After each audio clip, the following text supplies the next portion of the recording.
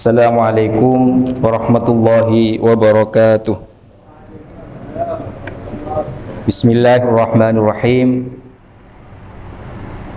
Alhamdulillahi wa kafa, wassalatu wassalamu ala rasulil mustafa Sayyidina Muhammad wa ala alihi wa sahbihi ahli sidqi wal wafa.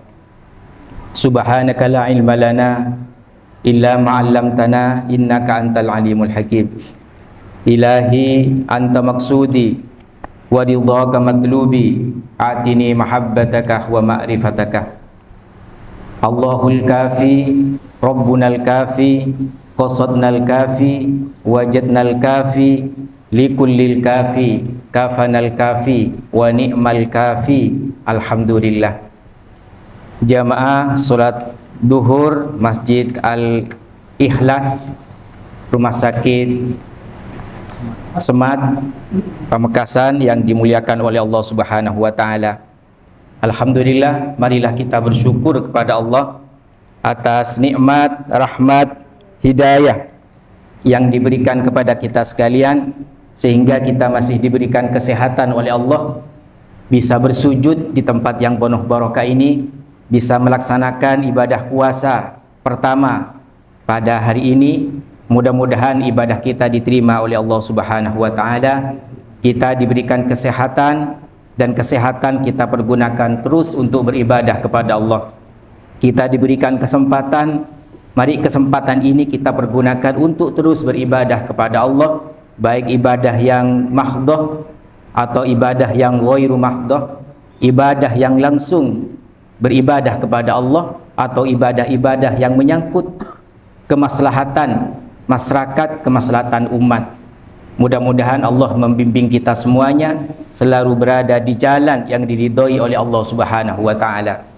Jamaah salat duhur yang dimuliakan oleh Allah, kita berada di bulan yang mulia, bulan dilipat gandakan amal ibadah kita, bulan maghfirah, bulan penuh rahmah, dan kita pergunakan bulan ini untuk terus kita isi.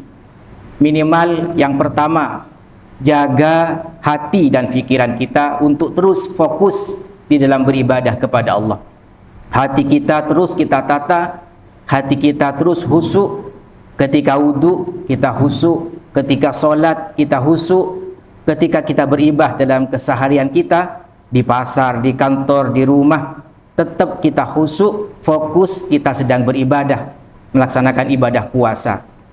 Tanamkan dalam hati kita, inni shaimun, saya dalam keadaan puasa, sehingga kita terus mengontrol diri kita, hati kita dan pikiran kita untuk terus sabar, ikhlas, menahan amarah, menahan hal-hal yang dilarang oleh Allah, juga menahan hal-hal yang menghilangkan pahala ibadah puasa kita. Kita tetap tenang, fokus di dalam ibadah puasa Ramadan. Yang kedua, bagaimana kita terus menjaga kesehatan kita agar tetap kita sehat. Mungkin yang kita konsumsi, yang kita makan, hendaknya sesuatu yang tidak menyebabkan kita sakit perut, sakit tubuh kita. Secara kesehatan, kita harus tetap menjaga kesehatan kita. Dan yang ketiga, bagaimana kita menjaga waktu dan kesempatan ini tidak hilang percuma. Waktu ini kadang bisa hilang percuma dengan melakukan hal-hal yang tidak ada manfaatnya. Kita pergunakan waktu kita.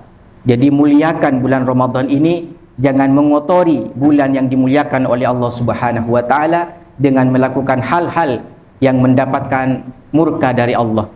Kita isi hari-hari kita dengan siang menjaga puasa, malam qiyamul lail dengan tadarrus, membaca Al-Qur'an, memperbanyak amal-amal soleh, bersedekah di bulan Ramadan, dan memperbanyak amal-amal kebajikan di bulan Ramadan. Mudah-mudahan Allah membimbing kita semuanya tetap semangat melakukan aktivitas ibadah kita dengan sebaik-baiknya. Jemaah salat duhur yang dimuliakan oleh Allah, kita sudah sampai kepada ketika kita berdoa, Allahumma barik lana fi Rajabah wa Sya'banah wa ballighna Ramadhanah. Ya Allah, berikanlah keberkahan di bulan Rajab. Ya Allah, berikanlah keberkahan di bulan Sya'ban, dan sampaikan kami menikmati bulan Ramadan. Kita sudah sampai di bulan Ramadan, maka jangan sia-siakan waktu kita dan amal ibadah kita untuk terus memperbanyak amal-amal ibadah di bulan Ramadan. Ketika kita sudah masuk bulan Ramadan, kita disunatkan untuk berdoa, Allahumma ahillahu alaina bil amni wal iman wassalamah wal islam wat taufiqi lima tuhibbu wa tarda rabbuna wa rabbukallah.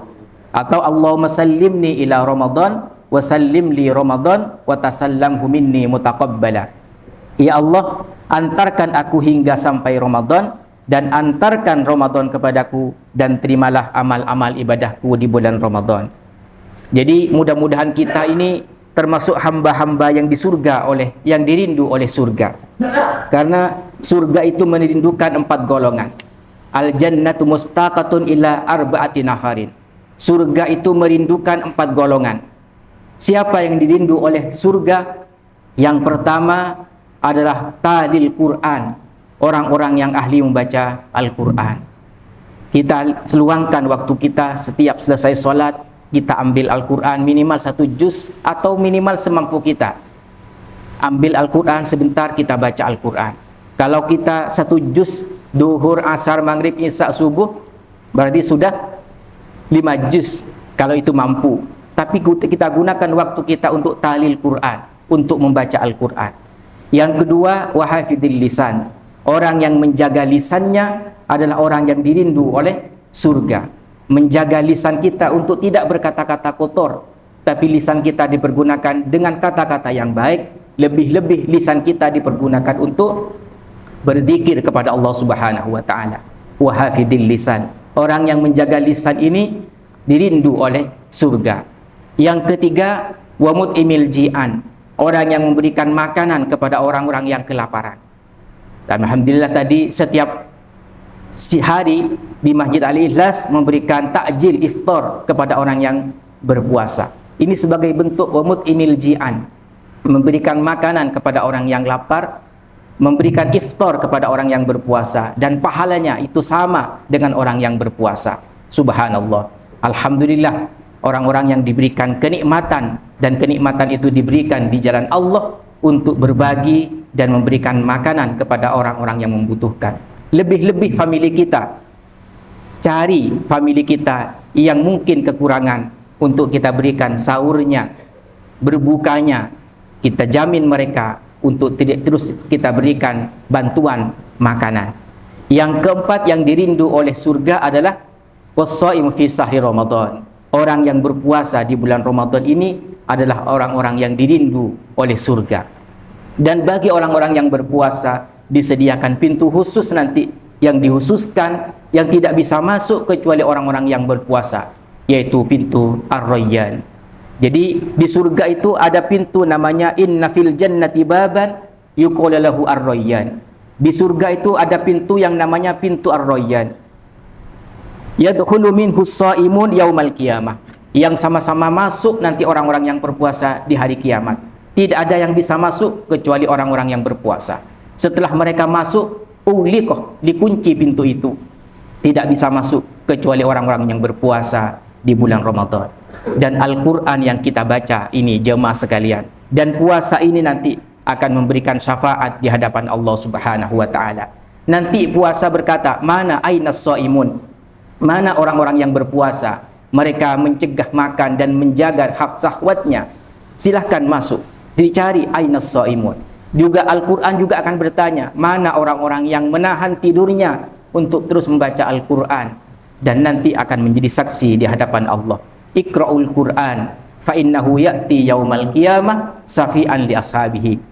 Bacalah Al-Quran, karena Al-Quran nanti akan memberikan syafaat di hadapan Allah Subhanahu wa taala. Mudah-mudahan jemaah salat zuhur yang dimuliakan oleh Allah, tetap kita fokus untuk melakukan amal ibadah puasa Ramadan. Jangan sampai puasa kita batal gara-gara kita makan atau membatalkan sesuatu secara fikih, dan juga membatalkan pahala ibadah puasa Ramadan kita seperti berdusta, berkhianat, sumpah, adu domba, khianat, dan lain sebagainya. Kita fokuskan diri kita di bulan Ramadan untuk bagaimana meningkatkan amal ibadah puasa Ramadan dengan sebaik-baiknya. Yang paling penting jemaah sekalian, bagaimana hakikat dari ibadah puasa Ramadan dapat kita raih. Yang pertama, hakikat dari ibadah puasa Ramadan adalah tarbiyatul iradah, pendidikan keinginan kita. Keinginan yang negatif harus diredam ini. Malaikat berkata, wahai orang-orang yang semangat dalam beribadah bulan Ramadan, ayo bangkit semuanya.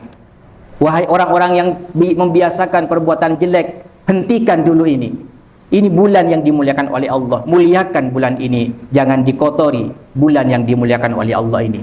Pendidikan keinginan kita, bagaimana keinginan yang negatif dapat diredam di madrasah Ramadan, dan keinginan yang positif dapat dilejitkan mari di bulan Ramadan. Berpacu, bersedekah bersama, kumpul bersama, tadarrus bersama, berbagi takjil bersama, saling mengajak kepada kebaikan di antara kita, berlomba-lomba kita di bulan agung, di bulan dilipat gandakan amal pahala ini. Perbanyak istighfar, perbanyak berdoa, la ilaha illallah astaghfirullah, nas'aluka ridhaka wal jannah wa na'udzubika min sakhatika wan nar. Allahumma innaka afuwun karimun tuhibbul afwa fa'fu anna ya karim. Anggap saja sekarang jemaah sekalian adalah Ramadan terakhir kita. Mungkin tahun depan kita tidak bertemu lagi dengan Ramadan, sehingga kita betul-betul sekarang ini saatnya kita bertaubat kepada Allah dari dosa-dosa kita. Kata Ramadan ini berasal dari kata Ramadan, yaitu pembakaran. Ramadan dibakar, pembakaran dosa-dosa kita ini, agar supaya dosa-dosa kita ini dari setahun sengaja atau tidak sengaja kepada Allah diampuni oleh Allah.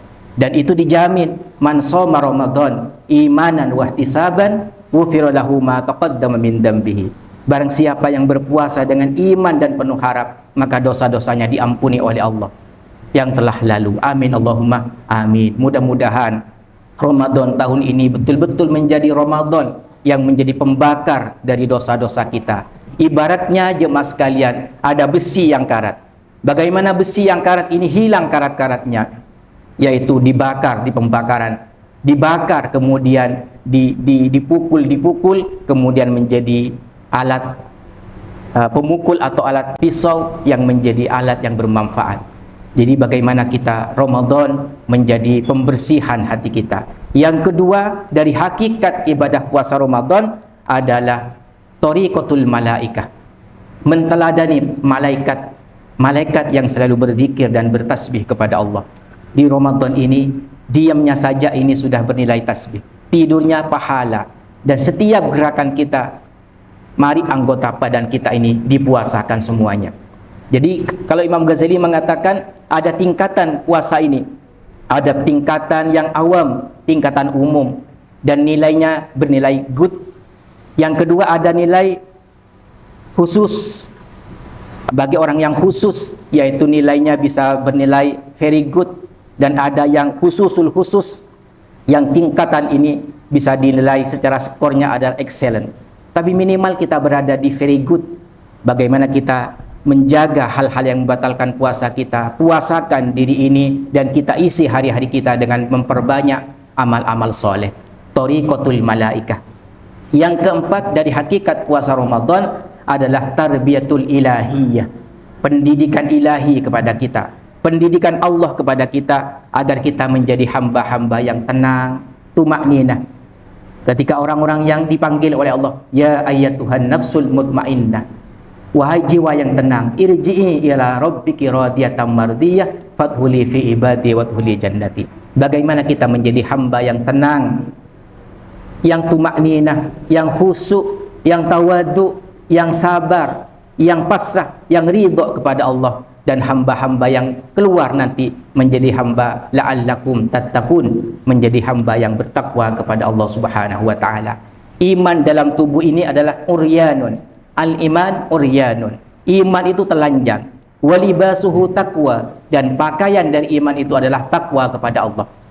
Jadi Ramadan ini adalah ingin mencari pakaian, ingin membuat pakaian bagi kita. Bagaimana kita yang iman yang telanjang ini kalau tidak dibantengi dengan ketakwaan, maka keimanannya tidak akan kuat. Al-iman uryanun walibasuhu at-taqwa. Bagaimana ibadah puasa Ramadan ini mempunyai pakaian yang bisa kita pakai di 11 bulan yang akan datang dalam kehidupan kita nanti. Wa libasuhut taqwa dzalika khair. Dan pakaian takwa itu adalah pakaian yang paling baik. Jadi bagaimana kita dididik oleh Allah di madrasah Ramadan agar kita menjadi hamba-hamba yang takut kepada Allah, yang semangat dalam beribadah kepada Allah. Dan hakikat yang keempat adalah tazkiyatun nafsi, pembersihan jiwa ini. Pembersihan jiwa ini. Jadi bagaimana jiwa ini dibersihkan dengan madrasah Ramadan, mulai dari ketenangan, kesabaran, keyakinan, kepasrahan, keridhaan, dan semuanya kita pasrahkan kepada Allah Subhanahu wa taala. Perbanyak doa, raditu billahi rabba wa bil islami dina wa bi Muhammadin nabiyya wa rasula. Mudah-mudahan dari hakikat puasa Ramadan itu dapat kita raih, yaitu pembersihan jiwa kita, yaitu tazkiyatun nafsi. Dalam kitab Ahli Sunnah wal Jamaah ini kita nanti akan membahas tentang seputar pandangan-pandangan. Kalau nanti di hari Senin akan dibahas oleh Kiai Ubaid tentang usul fikih, tentang fikih dan usul fikih, bagaimana kita melihat metodologi pengambilan hukum di dalam usul fikih seperti apa? Al-adat al-muhakkamah. Adat itu bisa menjadi hukum dan bisa dijelaskan nanti oleh Kiai Ubaid. Tapi di dalam kitab Ahli Sunnah wal Jamaah ini seputar menjelaskan tentang bagaimana itu bid'ah, bagaimana itu sunnah, bagaimana itu ketika kematian, bagaimana ketika amalan-amalan yang apakah sesuai dengan tuntunan Rasulullah Sallallahu Alaihi Wasallam. Jadi kita bahas secara singkat saja sebagai bentuk pengenalan dari kajian-kajian di hari Kamis. Dalam kitab pertama, dalam kitab ini, dalam sunnah dan bid'ah. Jadi sunnah itu ada yang qauliyah, perkataan Nabi, ada fi'liyah, perbuatan Nabi, ada takriri, ketetapan Nabi.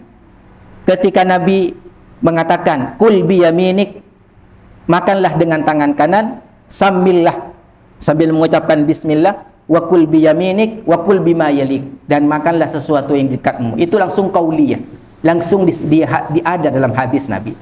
Jadi metodologi kita itu melihat dalam hukum itu cari dasar di Al-Quran, cari dasar di hadis, cari dasar di ijma', cari di qiyas, kalau tidak di maslahah mursalah, di kemaslahatan. Nanti ada di metodologinya, yaitu nanti di Kiai Ubaid ada usul fikih. Kemana hukum ini kok ada? Kok begini? Kok halal? Kok haram? Kok sunnah dan sebagainya? Itu akan dilihat dari bagaimana pengambilan suatu hukum atau istimbat hukum. Jadi kalau kita dalam hadis Al-Quran tidak ada, kalau hadis itu sudah qat'i, tidak bisa dibahas lagi. Seperti sholat, seperti haji, seperti syahadat dan lain sebagainya, sudah pasti. Terus bagaimana kalau tidak ada ketentuan di Al-Quran dan di hadis? Maka dicarilah di ijma', dicarilah di qiyas, kalau tidak ada di maslahah mursalah, di kemaslahatan, dan itu bisa dilihat. Seperti uruf, adat, al-adat, selama tidak bertentangan dengan syariat, maka adat itu bisa menjadi hukum, bisa menjadi landasan hukum. Ini sunnah. Jadi kata-kata sunnah ini, alaikum bisunnati wa sunnatil hulafa'ir rasyidin mim ba'di. Berpegang teguhlah pada sunnahku dan sunnah pada khalifah yang mengikuti jalan yang benar, hulafa'ur rasyidin, sepeninggalanku. Jadi dalam sunnah itu ada sunnah qauliyah, ada sunnah fi'liyah, perbuatan, ada sunnah takririyah, ketetapan. Pernah sahabat melakukan begini, kemudian sahabat berkata, ya Rasul, sahabat ini berkata, Rasul mengatakan, iya, na'am, tidak apa-apa, tidak disalahkan oleh Rasul. Kadang langsung sahabat mengatakan begini, sahabat ini begini ya Rasul, kemudian Rasul mengatakan, jangan lakukan itu. Itu sebuah ketetapan dari Rasul. Atau Rasul ketika solat, sallu kama ra'aitumuni usalli, solatlah kamu seperti saya solat. Maka solat kita ini ikut kepada apa yang dicontohkan oleh Rasulullah Sallallahu Alaihi Wasallam. Ini sunnah. Jadi kebiasaan atau sunnah berarti sesuatu yang dilakukan secara rutin yang patut diteladani baik oleh Nabi maupun oleh para wali, oleh para umatnya. Sedangkan bid'ah ini Said Zarruq dalam kitabnya mengatakan bahwasanya menciptakan hal yang baru dalam perkara agama yang seolah-olah merupakan bagian dari perkara agama. Padahal sebenarnya bukan, tapi baik dalam tataran wacana, maupun hakikatnya. Man ahdatsa fi amrina hadza ma laysa minhu fahuwa raddun. Barang siapa yang menciptakan suatu hal baru dalam urusan kami ini, urusan agama yang bukan bagian dari agama, maka ia tertolak. Jadi di sini ada keterangan dalam kitab ini, saya rangkum, wa kullu muhdatsatin bid'ah. Setiap perkara yang diada-adakan adalah bid'ah. Jadi ini pendapatnya Ki Hasyim Asy'ari dalam buku kitab Ahli Sunnah wal Jamaah yang mengambil pendapat daripada Syekh Zarruq ini sebagai ukuran. Jadi ukuran bid'ah menjadi 3 perkara. Perkara yang diada-adakan itu harus diteliti dari dalilnya. Jika sebagian besar syariat dan pokok-pokoknya mendukung, maka perkara itu bukan bid'ah. Jika perkara itu termasuk yang ditolak dengan alasan apapun, maka perkara itu adalah batil dan sesat. Yang kedua, mempertimbangkan akidah-akidah yang diakui oleh para imam dan generasi salaf, umat yang mengikuti jalan sunnah, perkara yang bertentangan dengan kaidah-kaidah tersebut, perkara yang sesuai dengan prinsip mereka adalah benar, meskipun mereka berbeda pendapat tentang perkara itu. Yang ketiga, ini dijelaskan salah satu kaidah mereka menyatakan bahwa sesuatu yang diamalkan oleh generasi salaf dan diikuti oleh generasi khalaf tidak boleh disebut bid'ah dan tercela. Jadi pada intinya bid'ah di sini ada bid'ah hasanah, bid'ah sayyi'ah, bid'ah dhalalah. Jadi bid'ah hasanah itu selama tidak bertentangan dengan ketentuan syariat yang ditentukan, yang sudah qat'i. Ada qat'ud dalalah, ada qat'i dalalahnya, ada dhanniyad dalalah. Kalau sudah pasti tidak bisa dihelah kembali, harus dilakukan.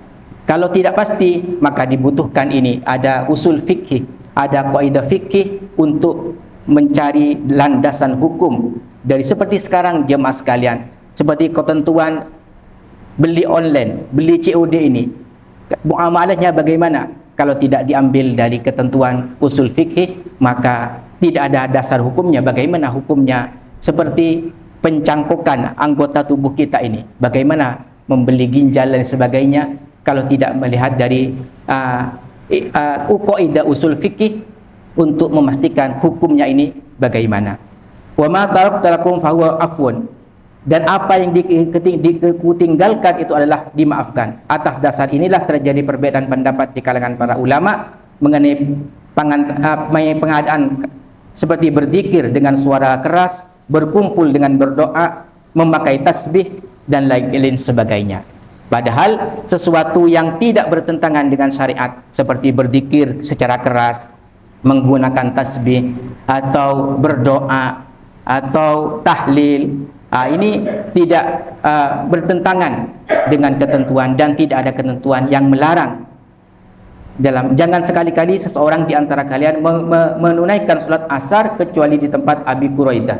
Jadi hadis ini banyak ketentuan-ketentuan yang bid'ah itu ada, seperti peringatan Isra Mi'raj, seperti peringatan Maulid Nabi, selama tidak bertentangan dengan dan tidak ada keterangan yang melarangnya, maka perbuatan itu adalah termasuk bid'ah yang baik. Ada bid'ah sharihah, bid'ah yang nyata. Menurut pendapat Syekh Zarruq, bid'ah itu menjadi 3. Bid'ah syariah, bid'ah yang nyata, yaitu bid'ah yang ditetapkan tanpa dalil syar'i, berseberangan dengan sesuatu yang telah ditentukan. Yang kedua, bid'ah idhofiyah, bid'ah yang ditambahkan, yaitu bid'ah yang didasarkan pada suatu perkara jika perkara tersebut dapat diterima. Bid'ah khilafiyah, bid'ah yang diperselisihkan, yaitu perkara yang didasarkan pada 2 dalil yang saling tarik menarik. Jadi man ahdasa hadasan awa muhdisan fa alaihi laknatullah. Barang siapa yang mengadakan hal baru atau melindungi orang yang mengadakan hal baru, ia akan mendapatkan laknat dari Allah. Masuk dalam kerangka ini, hadis ini bahasanya keluar dari bingkai pemahaman terhadap hadis ini, selama tidak ada ketentuan syarak yang melarangnya, maka perbuatan itu bisa bernilai tetap melakukan amal kebaikan. Ini yang harus kita fahami jemaah sekalian, ada bid'ah yang jelek, ada bid'ah yang hasanah. Selama tidak bertentangan dengan ketentuan syariat yang dilarang dalam Al-Quran dan Al-Hadis. Ini yang harus kita fahami. Di dalam kitab ini sebenarnya waktunya sangat pendek. Kalau di pondok itu harus ada papan keterangan sehingga lebih mudah difahami. Jadi ada sunnah itu apa? Sunnah adalah ketentuan yang diajarkan oleh Nabi. Bid'ah itu apa? Bid'ah yang tidak diajarkan oleh Nabi. Tapi ulama memberikan klarifikasi. Ada bid'ah yang sayyi'ah, ada yang bid'ah hasanah, selama ini tidak bertentangan dengan syariat yang ditentukan dan syariat ketentuan yang dilarang di dalam Al-Quran, di dalam Al-Hadis, di dalam ijma' dan dalam qiyas. Ada sebagian golongan yang hanya berpandangan kepada Al-Quran dan hadis saja, Al-Quran dan Al-Hadis saja, sehingga ini rancu nanti ketika nanti berhadapan di tengah-tengah masyarakat yang tidak ada ketentuan di Al-Quran dan Al-Hadis. Bagaimana ini?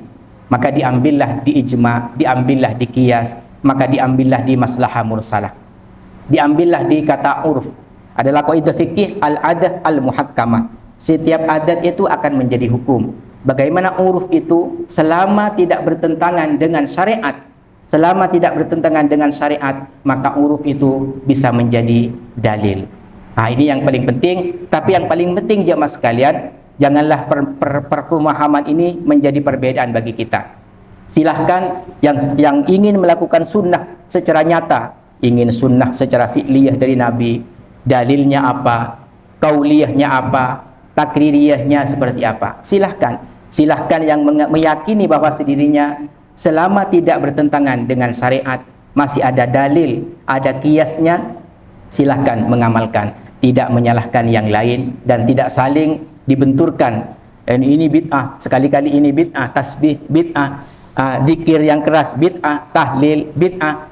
Ini nanti akan menyebabkan perbedaan pandangan. Silahkan pemahaman dari jemaah sekalian, silahkan zikir secara keras, pakai tasbih cincin.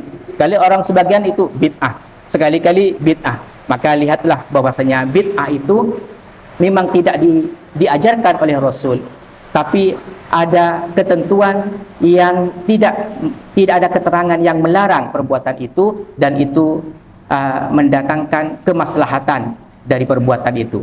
Seperti kita menggunakan tasbih, seperti kita ziarah ke kubur, seperti kita zikiran secara keras, seperti kita melakukan ibadah tahlil, itu semuanya punya landasan-landasan yang menjadi pedoman dalam kita beribadah kepada Allah Subhanahu wa taala. Ini masih seputar keterangan di dalam kitab bid'ah dan as-sunnah. Di dalam kitab ini nanti akan dijelaskan tentang fi bayani sunnah wal bid'ah, fi bayani tamassuki ahli Jawa, fi bayani ahli salaf wal khalaf, fi bayani taklid. Bagi kita ini taklid kepada madhab yang 4 dianjurkan oleh Imam Ki Hasyim Asy'ari. Jadi kalau kita tidak taklid, bagaimana kita mengistimbat hukum?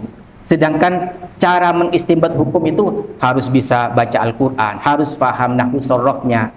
Jadi di sini Imam Ki Hasyim Asy'ari menyarankan kepada kita untuk taklid kepada Imam Syafi'i, Hambali, Hanafi, Maliki, dan juga akan dijelaskan tentang kejadian-kejadian ketika menjelang hari kiamat dan pertanyaan seputar tentang kematian dan bagaimana seputar tentang kematian. Ini nanti akan dijelaskan dalam kitab Risalah Ahli Sunnah wal Jamaah. Karena risalah ini ada sejarahnya. Ki Hasyim Asy'ari mencatat tentang kitab Risalah Ahli Sunnah wal Jamaah karena banyaknya faham-faham yang tidak sesuai dengan faham Ahli Sunnah wal Jamaah. Mudah-mudahan kita bisa pelan-pelan nanti di pertemuan yang akan datang lebih jelas lagi tentang yang penting jemaah sekalian, sunnah itu adalah ketetapan yang diajarkan oleh Rasul, baik fi'liyah, kauliyah atau ketetapan Nabi. Sedangkan bid'ah itu adalah sesuatu yang tidak diajarkan oleh Nabi, tapi ada bid'ah yang jelek dan bid'ah yang hasanah. Selama tidak bertentangan dengan ketentuan yang ada di dalam Al-Quran, hadis, ijma' dan qiyas, dan itu selama mengandung kemaslahatan dan membawa kemaslahatan kepada setiap amal-amal kita yang mendekatkan diri kita kepada Allah Subhanahu wa taala. Ini atas kesimpulan kajian pada siang hari ini. Mudah-mudahan kajian-kajian mendatang akan lebih masuk kepada pembahasan seputar risalah Ahlus Sunnah wal Jamaah. Demikian, mudah-mudahan ini menjadi kajian yang bermanfaat bagi kita sekalian, menambah kesemangatan kita di dalam beribadah kepada Allah Subhanahu wa taala.